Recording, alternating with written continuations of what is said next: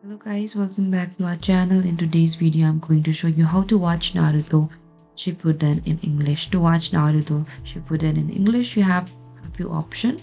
First is the streaming service. What you have to do is go to the Crunchyroll and click to the enter option. And from here, click on this option and simply log in through the. And after that, what you have to do is go to the search from here and look for the Naruto Shippuden and type down there, and you can click on this, and after that click on this option that says start watching. And they also have a selection of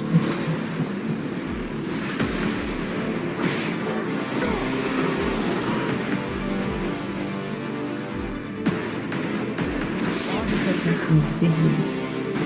You can also go to the Hulu, and Hulu offers a large selection of the Naruto Shippuden episodes dubbed in English as well. Or go to the Netflix option.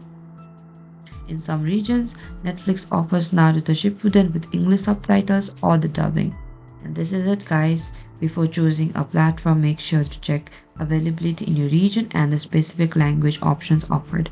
Thank you for watching this video. I hope I could help you. Do not forget to like, subscribe and hit the bell notification icon for more upcoming uploads.